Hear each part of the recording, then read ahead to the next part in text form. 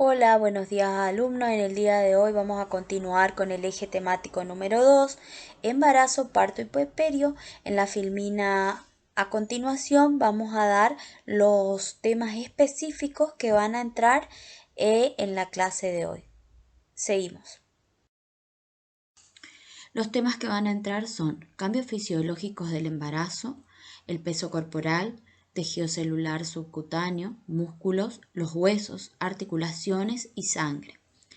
También va a entrar lo que es aparato respiratorio, circulatorio, digestivo y urinario. Bueno, vamos a comenzar dando los cambios fisiológicos del embarazo. Los cambios fisiológicos, bioquímicos y anatómicos que ocurren durante la gestación son extensos y pueden ser sistémicos o locales. Muchos de estos van a regresar a su estado pregestacional entre el parto y las 6 semanas del puerperio. Estos cambios fisiológicos normales logran un entorno saludable para el feto, sin compromiso de la salud materna. Recuerden que todos los cambios que se van a originar no van a causar daño a la madre, ya que, como dice el apartado, es que vuelve a su lugar luego de las 6 semanas del puerperio, luego de haber tenido el bebé. En muchos sistemas, sin embargo, la actividad estará incrementada. En el caso del aparato urinario y gastrointestinal, los músculos estarán más laxos debido a una actividad decreciente. Es necesario conocer bien la fisiología normal de las gestantes para comprender los procesos de enfermedades coincidentes durante el embarazo. La actitud y marcha. Es algo muy importante del cual debemos saber. La actitud y la marcha se van a modificar el centro de gravedad. Por ello, las embarazadas van a ver que se proyectan la cabeza y el tronco hacia atrás, estableciendo una lordosis lumbrosacra de compensación. La marcha se va a tornar a medida, digamos, de la edad gestacional o de avanzado el embarazo, se va a hacer mucho más lenta y pesada, obviamente. Bien, otro tema muy importante es el peso corporal, ¿no es cierto? El aumento normal de 11 kilos más o menos es un valor promedio. Esto quiere decir que no siempre, digamos, va a haber 11 kilos de más en una embarazada. En algunas ocasiones no suelen alcanzar a este peso o también hay a veces, digamos, que se sobreexceden con respecto a los 11 kilos y suelen llegar a aumentar durante el transcurso del embarazo hasta 20 kilos. Este aumento, digamos, de peso, los responsables van a ser el feto, la placenta y el líquido amniótico. A su vez, el útero y las mamas y un aumento del líquido extracelular. Retención de líquido durante la gestación. Esto es muy común, digamos, en las embarazadas, ¿no es cierto? Representa más de la mitad de incremento de peso corporal. Se asocia a una disminución de la osmolaridad plasmática de 10 miniosmoles kilogramos, alteración del umbral para la sed y la secreción de vasopresina. Va a haber estrógenos aumentados en la gestación, alteran el grado de polimerización de los mucopolisacáridos, modificando el tejido conjuntivo que admite grandes cantidades de agua acumulándose en el espacio intersticial. Va a haber un aumento en la reabsorción de agua y sodio por el riñón, aumento de la presión intravascular. Esto va a generar edemas. La presión venosa femoral aumenta por compresión del útero sobre la vena cava inferior.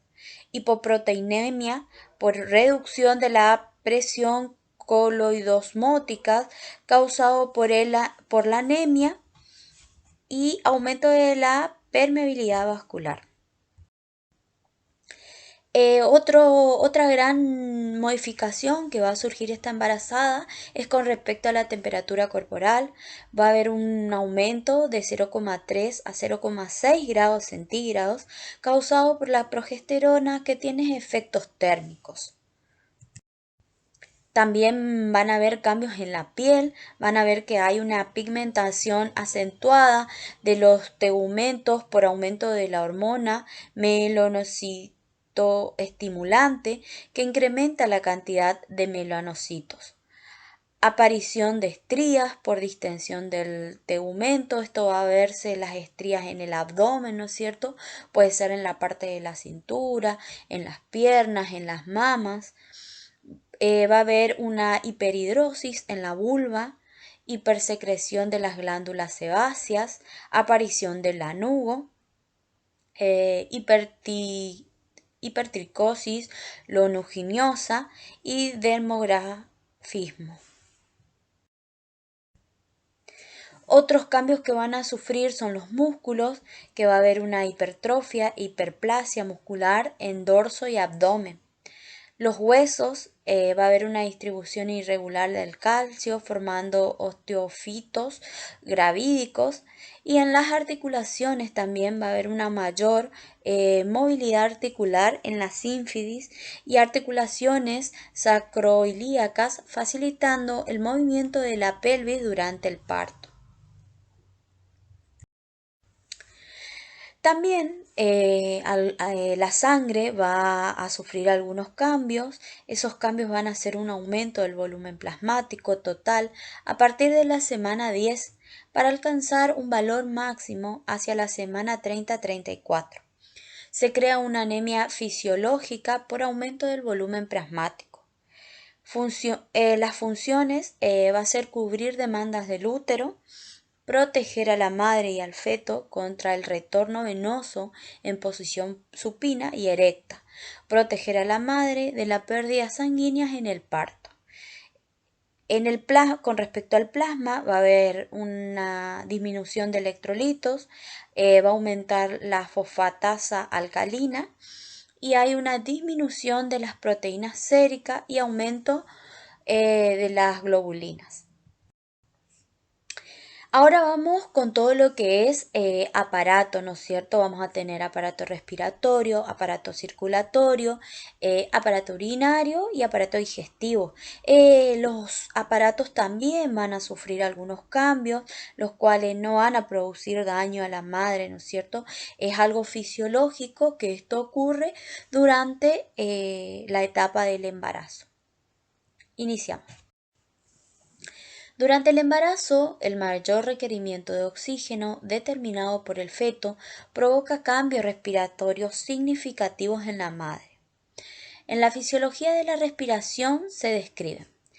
Van a haber 4 volúmenes, entre ellos va a estar el volumen de aire corriente, que se lo va a llamar BC, el volumen inspiratorio de reserva, BRI, el volumen expiratorio de reserva, que es BRE, y el volumen residual, BR. Y a su vez va a haber 4 capacidades. Entre ellas vamos a tener la capacidad pulmonar total, la capacidad vital, la capacidad inspiratoria y la capacidad funcional residual. Vamos a saber un poco, ¿no es cierto?, de qué habla estos volúmenes o de qué se trata. Entre ellos vamos a tener el volumen de aire corriente. Es el volumen que se inspira en condiciones normales involuntariamente, alrededor de 500 mililitros. Luego vamos a tener el volumen inspiratorio de reserva. Es el volumen que cabe en los pulmones después de una inspiración normal, alrededor de 3000 mililitros. Volumen expiratorio de reserva es el volumen de aire que aún se puede expirar después de una expiración normal. Es alrededor de 1100 mililitros. Y el volumen residual es el volumen de aire que permanece en las vías respiratorias y pulmones después de una expiración máxima, alrededor de 1200 mililitros. Vamos a hablar un poco de las capacidades, ¿no es cierto?, y su descripción. o a qué se refiere. La capacidad pulmonar total es el volumen de aire que hay en el aparato respiratorio después de una inhalación máxima voluntaria. Corresponde a 5.800 mililitros de aire aproximadamente. Es el máximo volumen al que puede expandirse los pulmones con el máximo esfuerzo posible. Luego vamos a tener la capacidad vital. Es la cantidad de aire que es posible expulsar de los pulmones después de haber inspirado completamente. Son alrededor de 4.600 mililitros. Luego vamos a tener una capacidad inspiratoria. Es la cantidad de aire que una persona puede respirar comenzando en el nivel de una expiración normal y distendiendo al máximo sus pulmones, 3.500 mililitros aproximadamente. Luego vamos a tener una capacidad funcional residual. Es la cantidad de aire que permanece en los pulmones al final de una expiración normal, alrededor de 2.300 mililitros. En la función pulmonar, el valor más importante es el de la ventilación alveolar, que corresponde aproximadamente al volumen de aire corriente menos el volumen del espacio muerto anatómico, tráquea y árbol bronquial. Este representa el aire que se pone en contacto con los alveolos, es decir, donde la sangre básicamente adquiere oxígeno y desprende anhídrido carbónico. Durante el embarazo, en especial después de las 20 semanas, aumenta el volumen minuto respiratorio y por lo tanto la ventilación alveolar. Este incremento se debe a un mayor volumen de aire corriente, con escaso o nulo aumento de la frecuencia respiratoria. La capacidad vital no se modifica, si bien existe una redistribución de sus componentes, la capacidad inspiratoria aumenta a expensas de la reserva expiratoria, de manera que el pulmón se halla más colapsado al término de la expiración normal. El volumen residual y el volumen pulmonar total están reducidos. Lo que acaba de producirse es una hipercapnia con respecto a las respiraciones de la mujer, ¿no es cierto? Durante el embarazo aumenta el consumo de oxígeno en un 20%, aunque proporcionalmente es menor que el aumento de su oferta, que asciende hasta un 60 o 65%, debido al incremento del volumen minuto respiratorio, sumando a otros cambios hemodinámicos. De esta forma se produce una considerable hiperventilación que muchas veces hace que las embarazadas tomen conciencia de la necesidad de respirar, hecho que podemos calificar como una pseudodisnea, o sea, una dificultad. La paciente tiene una dificultad para respirar. Este síntoma no se relaciona necesariamente con el ejercicio y de manera paradójica puede aparecer mientras la embarazada se encuentra sentada y no en cambio mientras está de pie. Por otra parte, no se pueden hablar de disnea del embarazo, ya que se ha comprobado que la resistencia a las respiraciones se hace menor durante el mismo. En cuanto al tiempo respiratorio, predomina el tiempo costal sobre el abdominal. Ahora vamos a hablar un poco sobre el sistema circulatorio. También sufre algunas modificaciones durante el embarazo. Entre ellos vamos a ver el volumen minuto.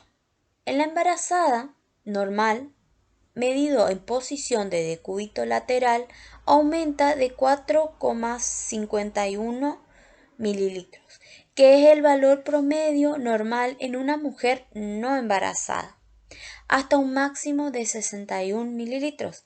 Este incremento de 1,51 mililitros se registra durante las primeras 10 semanas de gestación, manteniéndose hasta el término.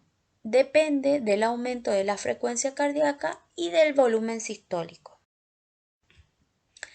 La frecuencia cardíaca. ¿Qué sucede, en las embarazadas con la frecuencia cardíaca? puede incrementarse entre 15 y 20 latidos por minuto. Este valor debe ser tomado con la embarazada en reposo en decúbito dorsal, en decúbito lateral, entre las contracciones uterinas y fuera del trabajo de parto. La variación es amplia por la acción de muchos estímulos. Luego vamos a encontrar el volumen sistólico. En el volumen sistólico, de acuerdo con la citada elevación del volumen minuto y de la frecuencia cardíaca materna, la cantidad de sangre expulsada por el corazón en cada contracción también se hallará aumentada. Diferencia arteriovenosa de oxígeno. Esto también va a haber una diferencia, ¿no es cierto?, de oxígeno. El aumento del volumen minuto y de la oferta de oxígeno a los tejidos es proporcionalmente mayor que el aumento de consumo. Este hecho hace que regresa una mayor cantidad de oxígeno al corazón por la circulación venosa, disminuyendo su diferencia arteriovenosa. Bien, otra cuestión que va a sufrir cambios van a ser la presión arterial. La presión sistólica y diastólica descienden en la primera mitad de la gestación en 5 a 10 milímetros de mercurio. Hacia el término alcanzan los valores pregravídicos. Todo ascenso de la presión sistólica por encima de 140 milímetros de mercurio y o de la diastólica por arriba de los 90 milímetros de mercurio debe ser investigado y corregido, ya que en este caso, si la mamá, ¿no es cierto?, tiene mayor de 140 milímetros de mercurio y mayor de 90 milímetros de mercurio, puede ser que esté cursando con una preeclampsia, ¿no es cierto?, una hipertensión por el embarazo.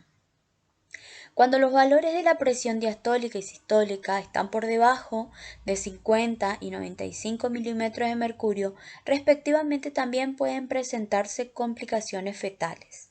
Esto quiere decir que al bebé puede ser que le esté faltando, digamos, oxígeno.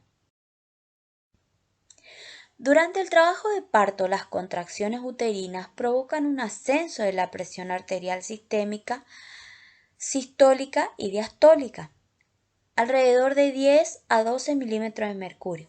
Este fenómeno está ligado al hecho de que en cada contracción mayor de 25 a 30 milímetros de mercurio de presión amniótica se expulsan del útero hasta 250 a 300 mililitros de sangre, lo que incrementa el volumen minuto cardíaco.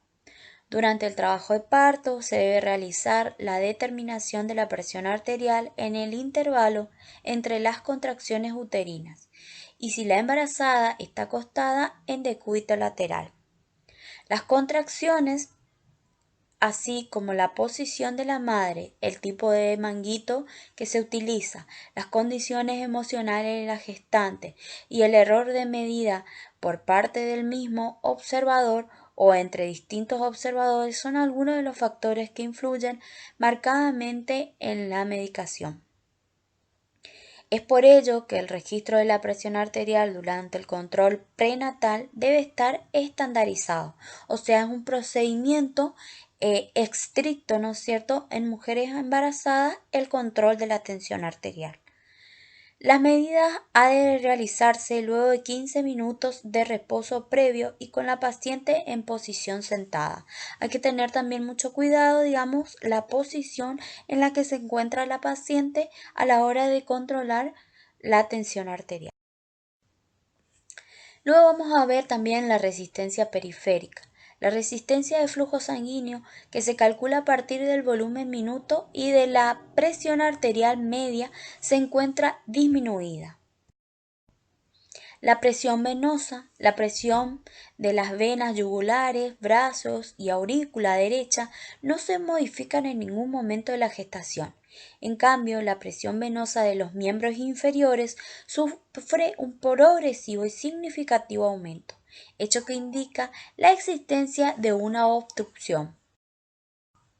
Las causas de estas son, ¿qué es lo que causa, no es cierto?, esta modificación? Una de ellas es la compresión mecánica que ejerce el útero a partir de la semana 17 sobre las venas ilíaca y cava inferior. La presión que ejerce la cabeza fetal sobre las venas ilíacas luego de la semana 32. Las contracciones que puede sufrir la vena cava en el punto que atraviesa el hiato diafragmático por la torsión que experimenta el hígado durante el embarazo. La obstrucción hidrodinámica producida en la vena cava inferior por el permanente desagüe de una cantidad importante de sangre proveniente del útero.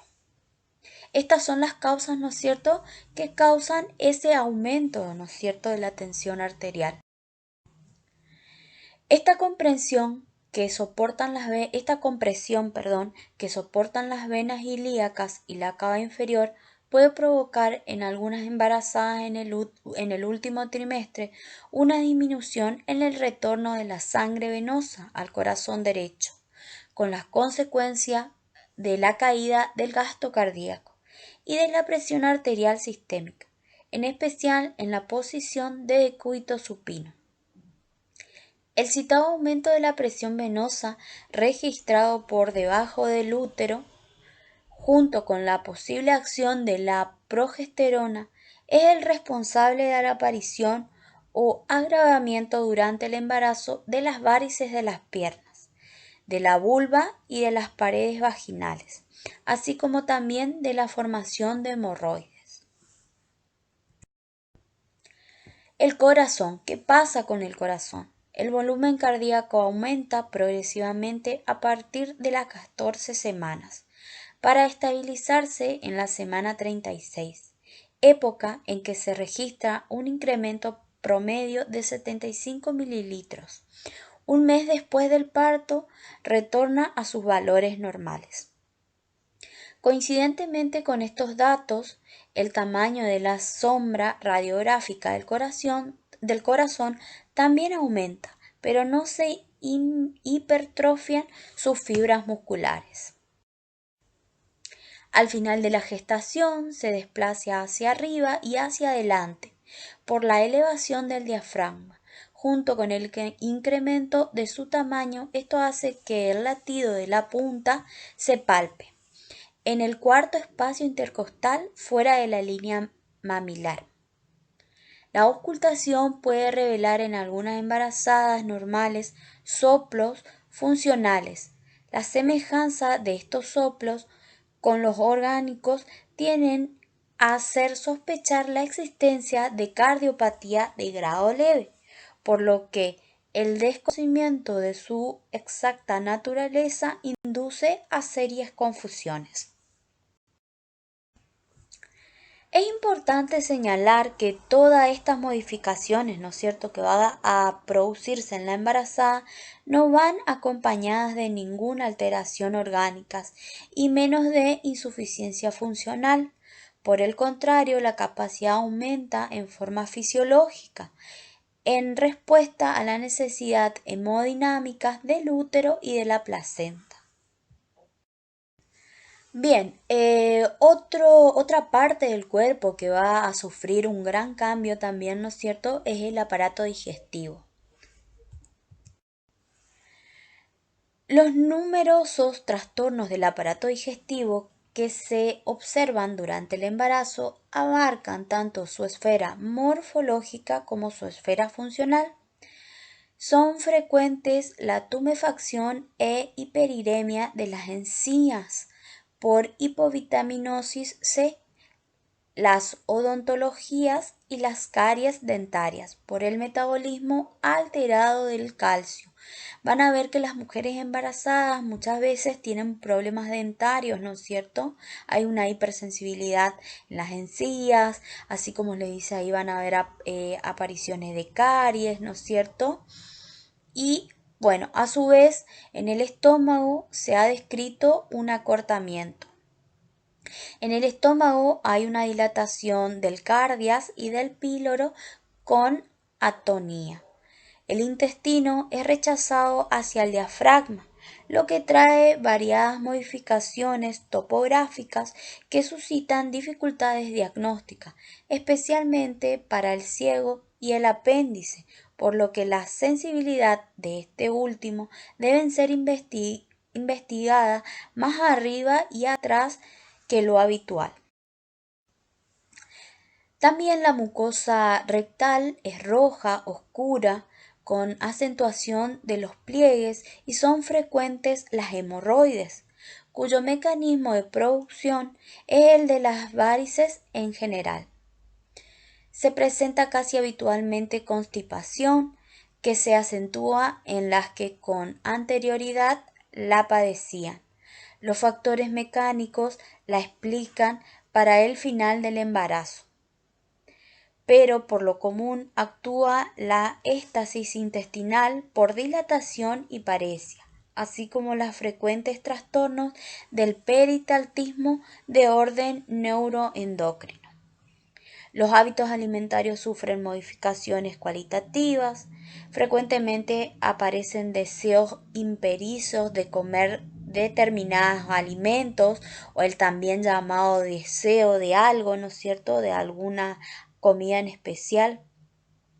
El apetito puede aumentar y en algunos casos decrecer, especialmente al principio del embarazo, donde hay épocas de vómitos, ¿no es cierto? La mujer puede presentar vómitos, puede presentar náuseas y sobre el final puede haber una ansiedad o miedo por el parto.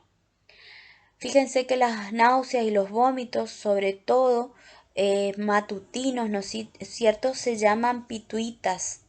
Son habituales al principio para desaparecer espontáneamente después del tercer mes. En este caso, por ahí lo que suele ocurrir es que si la mujer tiene náuseas, tiene vómitos, ¿no es cierto?, se produce un descenso del peso, que más adelante, digamos, avanzada la edad gestacional, van a recuperar. Con alguna frecuencia aparece cialorrea, se presenta en algunas oportunidades con gran intensidad. También van a sufrir algunos cambios los anexos del aparato digestivo. Esos anexos se encuentra el hígado. A partir de la segunda mitad de la gestación está rechazado hacia el diafragma y ligeramente rotado a la derecha. La biopsia hepática es normal en el embarazo, sin patología conocida. Los cambios histológicos que se pueden presentar no son específicos del embarazo y solo reflejan la sobreactividad funcional a la cual está sometido el órgano. Bien, en cuanto a las pruebas funcionales, la reacción de Hanger es positiva en casi el 50% de las embarazadas. La floculación de la cefalina y la tubiedad del timo pueden estar aumentadas. En cuanto a la función biligenética, la madre está encargada de la transformación de bilirrubina fetal, resultante de la normal distribución de los eritrocitos. Desde las 17 semanas, esta bilirrubina libre pasa por vía transplacentaria a la circulación materna, ya que el feto inmaduro carece de enzimas para conjugarla. El metabolismo de la bilirrubina en la madre está alterado, tanto en su conjugación como en su excreción. El aumento de los estrógenos durante el embarazo inhibe la glucuroniltransferasa y dificulta la conjugación. Es más, la excreción de la bilirrubina conjugada se ve entorpecida en el último trimestre de la gravidez o embarazo, pero ambas perturbaciones no producen inconvenientes, ya que el hígado puede soportar un incremento de bilirrubina 4 veces mayor que el normal sin que sobrevenga ictericia.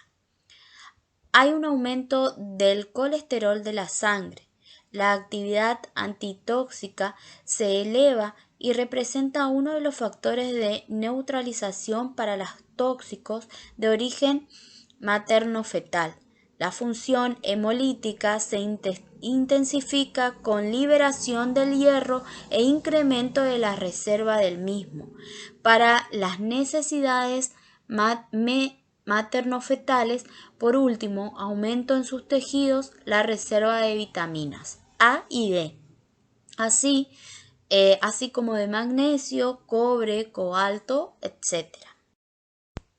Bien, la vesícula biliar también va a sufrir un cambio, va a presentar atonía y distensión acentuadas, así como espasmo del esfínter de Oddi, lo que explica ciertas dificultades en la expulsión de la bilis y la tendencia hacia la exclusión vesicular durante el embarazo.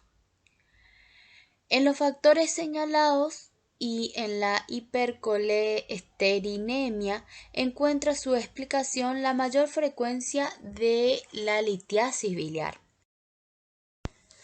Bien, el páncreas también es un órgano un anexo, ¿no es cierto?, que va a sufrir algún cambio.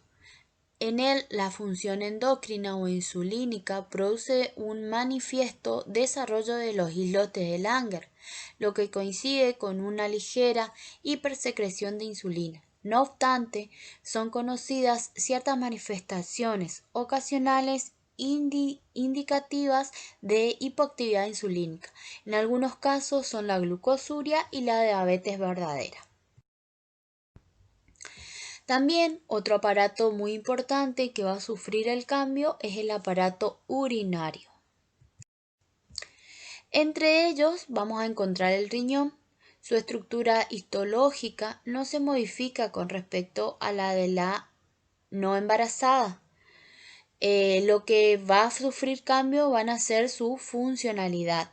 Desde las primeras semanas de embarazo se observa un aumento del flujo sanguíneo y del flujo plasmático renal, alrededor de 20 mililitros y 300 mililitros. Alcanzan hasta 1400 y 800 mililitros minutos, respectivamente. Los aumentos de dichos flujos podría deberse, al menos en parte, al incremento del volumen minuto cardíaco y del volumen sanguíneo y plasmático circulante, mientras que la disminución posterior estaría relacionada con la obstrucción del árbol urinario y de la vena cava inferior. La velocidad de filtración glomerular aumenta en las primeras semanas de embarazo. La filtración de sodio y agua al principio del embarazo se eleva, pero luego disminuye progresivamente hasta alcanzar valores muy por debajo de lo normal hacia el final. La filtración de glucosa, aminoácidos, yodo y ácido fólico aumenta.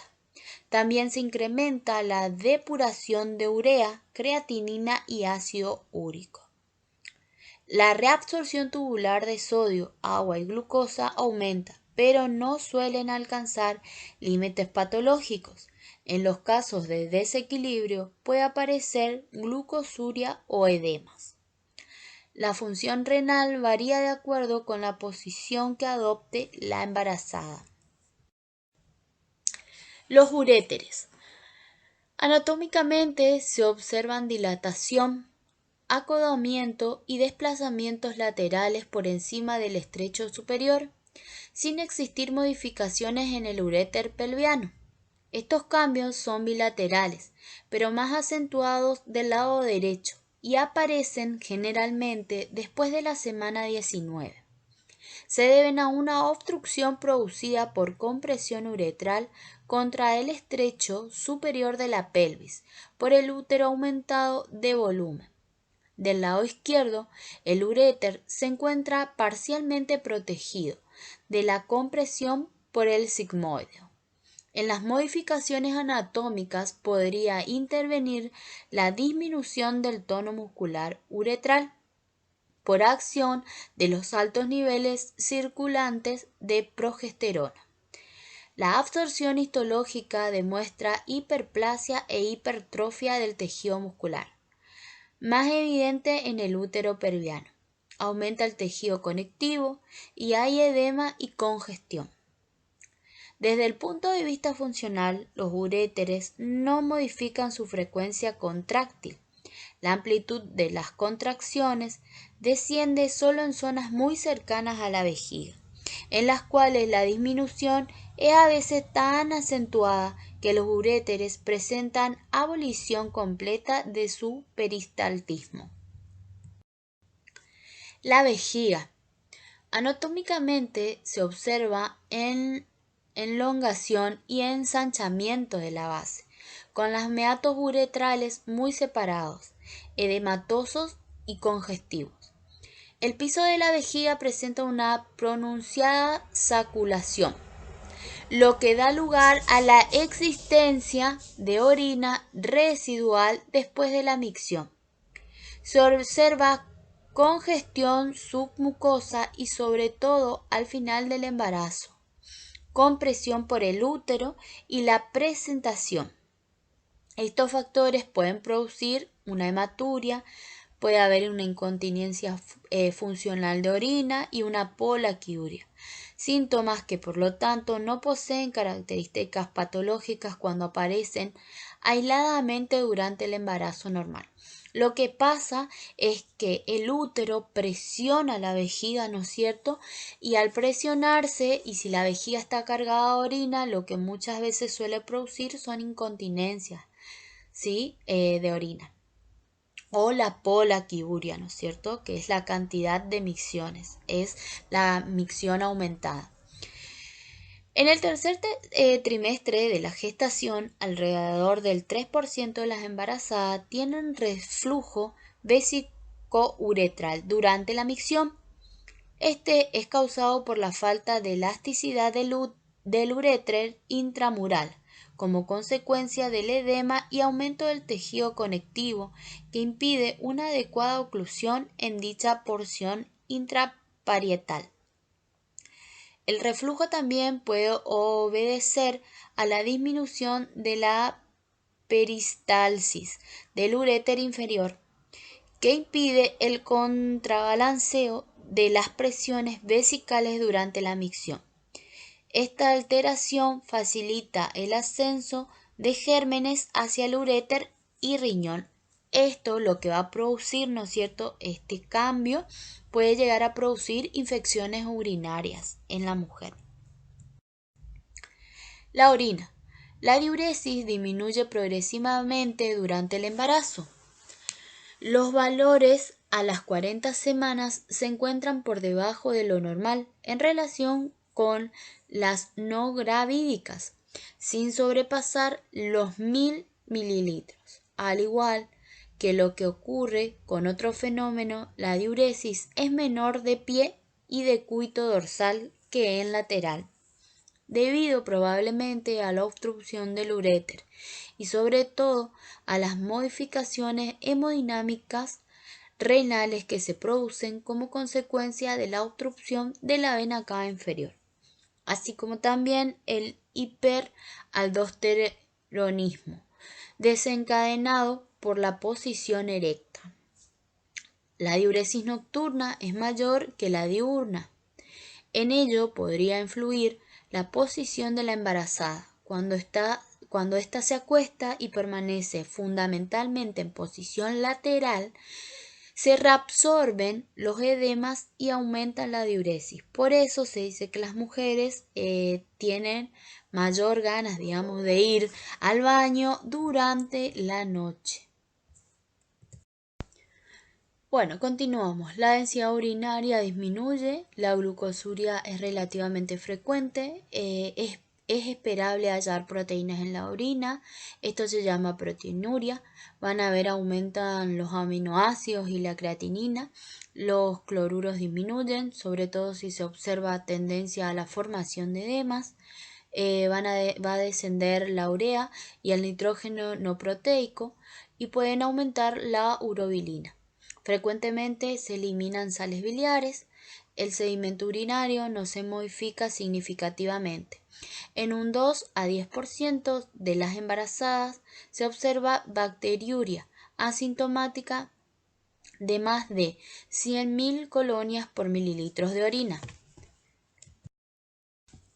Bueno, hasta acá es todo, ¿no es cierto? Ahí se le deja la bibliografía en la cual nos hemos basado.